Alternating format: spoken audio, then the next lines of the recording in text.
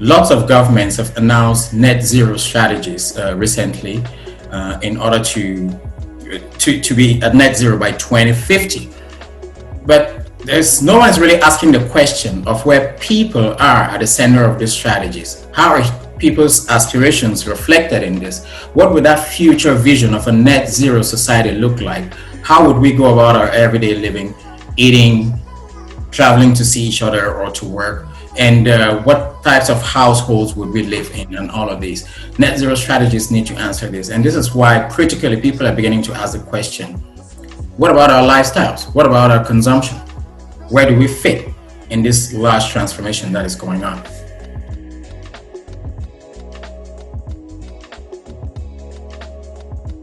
One way of looking at what we do in sustainability science as think tanks and as advocates for a sustainable future is that we are in a competition to frame the future, what the future would look like.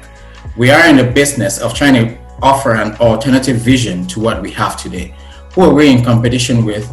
Other stakeholders that don't want things to change because they're getting rich from this, or because they're locked into particular modes and they cannot think otherwise, or primarily because maybe we've not even yet convinced them that things need to change.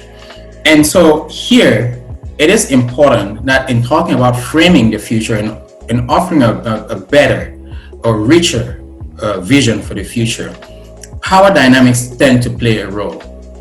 Who has what instruments they're using, what institutions are playing a role, or which ones are actually actively acting against that needed transformation.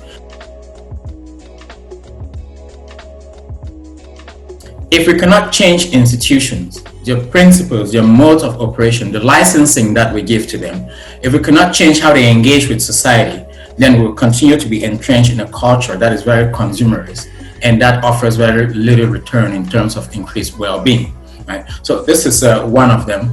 The next one is looking at infrastructure and provisioning systems. Most of us now live in societies that are locked into particular modes of transportation or in particular designs of buildings that do not offer us much room to make the sort of changes that we want to have. We tend to only think of those that are over-consuming, but we know that a huge chunk of the global population is fairly happy the way they live, and yet we keep pushing policies that will get them to participate in the marketplace that we know is the problem, and then thinking that we will tell them tomorrow to consume less.